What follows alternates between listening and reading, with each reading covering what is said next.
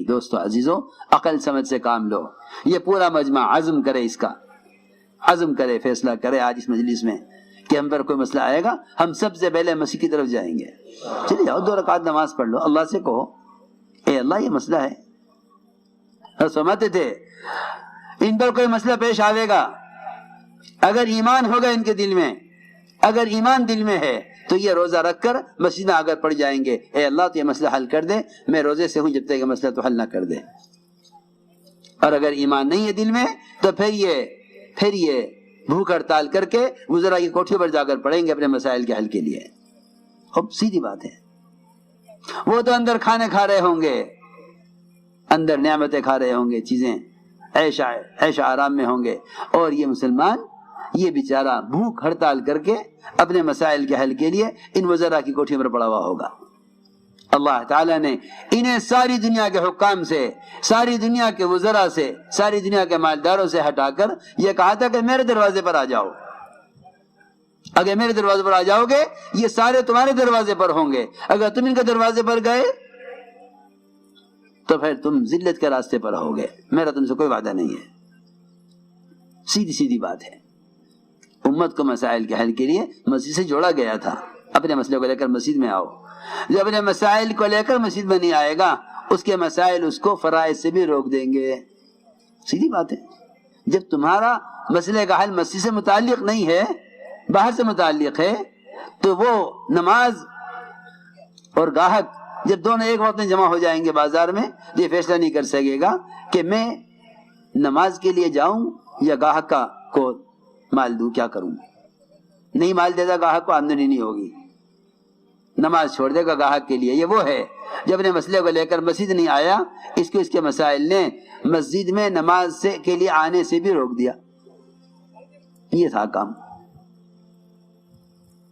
یہ ہے بات اصل. جو اپنے مسائل کو لے کر نماز کے علاوہ مسجد میں نہیں آیا، جب نماز کے مقابلے میں کوئی مسئلہ آ جائے گا تو یہ نماز کے لیے مسجد میں کیسے آئے گا؟ کیونکہ اس مسئلے کا حل گاہک میں نظر آ رہا. ڈاکٹر نے کہہ دیا میں اتنے بجے آؤں گا، ڈاکٹر صاحب اس وقت یہ تو نماز کا وقت ہے، آپ ذرا بعد میں آئیے. ہو سکتا ہے نماز بعد میں پڑھ لیں گے. اللہ کی شان، اللہ تعالیٰ گاہک اس لیے نہیں لاتے کہ تمہیں گاہک کے ذریعے رزق دینا چاہتے ہیں، وہ رزق دینے میں گاہک کے محتاج نہیں ہیں. وہ تو نماز خود گاہک کو اس لیے لے کر آئے ہیں تاکہ وہ یہ دیکھیں کہ یہ بندہ میرا بندہ ہے یا گاہک کا بندہ ہے. میرا بندہ ہے تو گاہک کو چھوڑ کر نماز کے لیے آئے گا، میں اس کو گاہک کے بغیر بھی رزق دے سکتا ہوں. اور اگر یہ گاہک کو مقدم کرے اور نماز کو چھوڑ دے تو پھر میں اس گاہک کے دل کو اس کے مال سے پھیر بھی دوں گا. آپ دیکھیں بعض گاہک آتے ہیں سارا سامان کھلوا لیتے ہیں، نماز کی اذان کی آواز آ گئی مغرب کی، یہ اس چکر میں بیٹھا ہوا ہے، صبح سے اب تک کوئی گاہک نہیں آیا تھا، یہ ابھی آیا ہے، اتنا مال کھلوا لیا، اتنا مال اس نے لینا طے کر لیا. یہ بھی تو اللہ ہی لایا ہے، اللہ ہی تو رزاق ہے، وہی تو گاہک کو لایا ہے.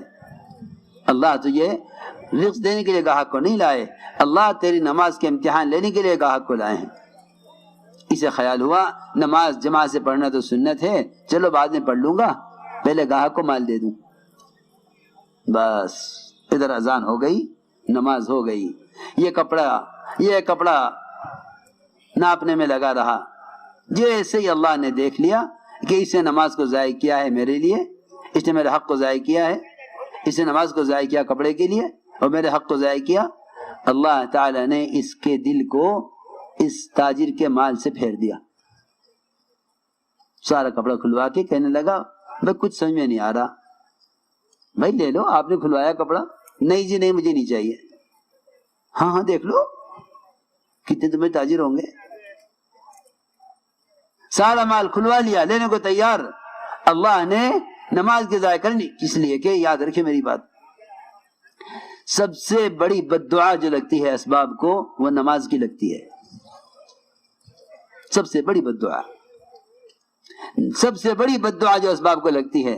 اس زمانے میں مسلمانوں کے اسباب کو جتنے نقصانات اسباب میں مسلمانوں کے ہیں، اس میں سب سے بڑا دخل نماز کے ضائع ہونے کو ہے. یہ نماز کو ضائع کرتے ہیں اسباب کے لیے، پھر نماز بد دعا کرتی ہے اے اللہ جس طرح اس نے مجھے ضائع کیا ہے تو اس کو اسی طرح برباد کر دے. سب سے زیادہ اسباب کا نقصان وہ نماز کی بد دعا سے ہے، جو براہ راست اسباب کو لگتی ہے، کیونکہ اسباب کے لوگ نماز کو ضائع کرتے ہیں، لوگ نماز ضائع کرتے ہیں اسباب کے لیے۔ دنیا دار الاسباب ہے، دنیا دار الاسباب ہے، ایسے اتنا بولتے ہیں، کبھی کوئی یہ بھی کہہ دے کہ دنیا دار الاعمال ہے، مرنے کے بعد تو کوئی عمل ہے نہیں۔ ایک مرتبہ سبحان اللہ کہنے کے لیے بھی اگر ساری دنیا دے کر دنیا میں آنا چاہے گا تو اللہ اجازت نہیں دیں گے کہ اب دنیا میں ایک مرتبہ سبحان اللہ کہنے کے لیے بھی نہیں جا سکتے۔ ایسی بے عقلی کی سوچ ہے کہ دنیا دار الاسباب ہے اور اعمال آخرت کے لیے، آخرت میں تو کوئی عمل ہے ہی نہیں، دنیا ہی دار الاعمال ہے، دنیا ہی دار الاعمال ہے۔ میں اس لیے عرض کر رہا کہ اپنے آپ کو اس کا عادی بناؤ کہ کوئی مسئلہ پیش آئے سب سے پہلے قدم اٹھاؤ مسیح کی طرف، پہلے اللہ سے کہیں دیکھو تو صحیح کیسی عجیب بات ہے، جب کوئی مسئلہ پیش آئے تو وہیں دعا مانگ لی، دعا مانگ کے چلے گئے وزیر کے پاس کہ وزیر کے گھر جانا پڑے گا اس کام کے لیے، بیماری آئی وہیں دعا مانگ لی کہ چلو ڈاکٹر کے پاس۔ سوال اس بات کا ہے کہ جب تم مسئلے کے حل کے لیے وزیر کے گھر جا رہے تو اللہ کے گھر کیوں نہیں آئے؟ پہلے اللہ کے گھر آتے نا۔ آپ سوچئے ایک وزیر آپ سے یہ کہے تیرا کوئی مسئلہ ہو تو مجھ سے کہنا، اب کوئی مسئلہ پیش آ گیا اور آپ پہلے چلے گئے کسی فقیر کے پاس اور وزیر دیکھ رہا کہ اس فقیر کے پاس گیا ہے یہ اپنے مسئلے کو لے کر، وزیر دیکھ رہا، پھر جب فقیر سے مسئلہ حل نہ ہوا تو پھر آپ وزیر کے پاس گئے، تو بتاؤ یہ وزیر آپ کے آنے سے خوش ہوگا ناراض ہوگا؟ بولو تو صحیح، ناراض کہ میں وزیر، میں نے تم سے کہا ہوا تھا کہ کوئی کام ہو تو مجھ سے کہنا، سارے ملک کی اختیارات میرے پاس، فوج میرے پاس، اختیار میرے پاس، اور تم باوجود میرے کہنے کے نیچے کے لوگوں کے پاس جا کر کوشش کرتے رہے۔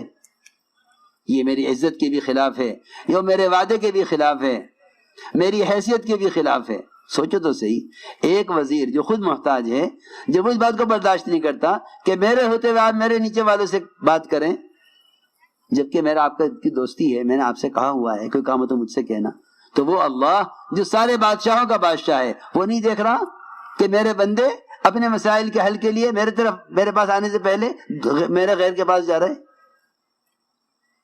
ہم آتے ہیں اللہ کی طرف اسباب سے مایوس ہو کر، دنیا والوں سے عاجز ہو کر۔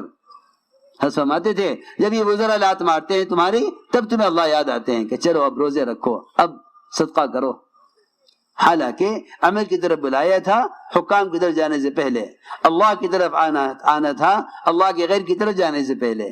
اس کا امت کو عادی بنایا گیا تھا۔ ہر مسئلہ صحابہ مسجد سے آ کر حل کراتے تھے، ہر مسئلہ مسجد سے آ کر حل کراتے تھے۔ آگ نکلی مدینہ منورہ میں جو سارے مدینہ کو جلا کر خاک کر دیتی، حضرت عمر فوراً گئے مسجد گئے اور کچھ نہیں دیکھا کیا مادی اسباب ہیں آگ کے بجھانے کے، کیا راستے کیا شکلیں اختیار کی جاویں یا مدینہ چھوڑ کے باہر بھاگا جاوے، کچھ نہیں، سیدھے مسجد گئے، ذمہ داری سے کہا تمیم دیکھو یہ آگ نکلی ہے اس کو پہاڑ میں داخل کر کے آؤ۔ فرمانے لگے ذمہ داری کہ ہاں یہ چنگاری ہے ابھی کرتا ہوں، جی چنگاری ہے کہ بڑی آگ نہیں ہے۔ سارے مدینے کی پھیلی ہوئی آگ کو ایسا ہاتھوں سے سمیٹ رہے تھے جیسا چرواہا بکریوں کو سمیٹ لیتا ہے، آگ کو داخل کر کے آئے پہاڑ کے اندر۔ میرے دوستو عزیزو، یہ تھی مسجد والوں کی شان کہ اس وقت ذمہ داری مسجد میں تھے، فرمایا جاؤ یہ آگ پہاڑ میں داخل کر کے آؤ۔ ادھر سے خط آیا کہ دریائے نیل بہتا نہیں جب تک ایک لڑکی کو مزین کر کے جوان اس میں ڈالا نہ جائے۔ عمر رضی اللہ تعالیٰ عنہ نے مسجد نبوی سے خط لکھا، کس کو خط لکھا؟ وہاں کے وزیر صدر کو نہیں کہ ہماری یہ پریشانی ہے آپ دیکھ لو، براہ راست دریائے نیل کو خط لکھا، کہا یہ خط دریائے نیل کو دو۔ ارے تم اگر مسجد والے بن جاؤ تو کائنات کا نظام تم اپنی مرضی کے مطابق چلاؤ گے. بھیا میں تمہیں یقین سے کہہ رہا, تم سوچو گے یہ کیا بات, یہ یقینی بات ہے. اللہ دیکھ رہے میرے گھر میں بیٹھ کر چاہتا ہے میں وہ کروں گا جو یہ چاہے گا. یہ اگر میرے دشمنوں کے پاس جاوے گا مسائل کو لے کر, میں وہ سب کے خلاف کروں گا جو یہ چاہیں گے. حدیث کا مفہوم ہے کہ بندہ اگر اللہ کے غیر سے امید کرتا ہے تو اللہ اسے اپنے غیر کے حوالے کر دیتے ہیں, اور اگر یہ اللہ کے غیر سے امید نہ کرے تو اللہ اس کو اپنے غیر کے حوالے نہیں کریں گے. اور اگر یہ میرے غیر سے ڈرے گا تو میں اپنے غیر کو اس پر مسلط کر دوں گا. ابھی تک کام کرنے والوں کا مزاج اور طبیعت یہ نہیں ہے کہ بھئی مسئلہ پیش آیا جلدی سے مسجد میں چلے جاؤ, اللہ سے کہہ دو. تو میں نے عرض کیا کہ جو مسائل کا حل اسباب میں تلاش کرتے ہیں وہ اپنے اسباب کے لیے نمازوں کو ضائع کرتے ہیں. اس لیے فرمایا کہ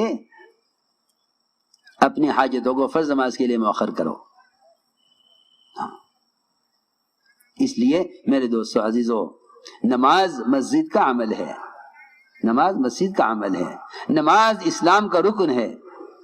نماز کے بغیر اسلام ہے ہی نہیں, وہ دین ہی نہیں ہے جس میں نماز نہ ہو, وہ دین ہی نہیں جس میں نماز نہ ہو, وہ دین ہی نہیں جس میں نماز نہ ہو. نماز کے بغیر اسلام ہی نہیں ہے. حضرت ثقیف نے کہا نماز نہیں پڑھیں گے, فرمایا کہ نہیں, وہ دین ہی نہیں جس میں نماز نہ ہو. اس لیے یہ کہتے تو شرم آتی ہے مسلمان سے کہ نماز نہیں چھوڑیں گے, کیونکہ نماز نہیں چھوڑیں گے یہ کہا جاتا تھا غیروں سے جب وہ اسلام میں داخل ہوتے تھے. مسلمان سے نہیں کہا جاتا تھا یہ کہ نماز نہیں چھوڑیں گے. وہ تو جب کوئی غیر اسلام میں داخل ہوتا تھا اس سے کہا جاتا تھا کہ دیکھو بھائی اسلام میں داخل ہونے کی شرط یہ ہے کہ آپ نماز نہیں چھوڑیں گے. ہاں, وہ خدا نہ کرے امت پر یہ وقت آوے کہ مسلمان سے کہا جائے کہ نماز پڑھو. واسع بن اسقا رضی اللہ تعالیٰ عنہ نے اسلام میں داخل ہونے سے پہلے ہی نماز پڑھ لی تھی صحابہ کے ساتھ. دیکھو روایت میں واسع بن اسقا یہ آئے ابھی کفر کی حالت میں ہیں, اسلام نہیں قبول کیا, ابھی نماز ہو رہی تھی, آخری صف میں نماز پڑھی. حضور اکرم صلی اللہ علیہ وسلم نے دیکھا کہ آخری صف میں ایک نیا آدمی آیا ہے. ہماری مسیح کی جماعت تو اپنی ساتھیوں کو پہچانتی ہے, ہاں بھائی ہماری پارٹی کے ہمارے خیال کے کون کون ہے بھائی, آ جاؤ بھائی مشورہ کر لیں. ہاں وہاں ایسی کوئی بات ہی نہیں تھی. آپ محراب میں مسجد کی آخری صف میں نیا آدمی آیا, آخری صف. باپ نے پہچان لیا کہ نیا آدمی ہے.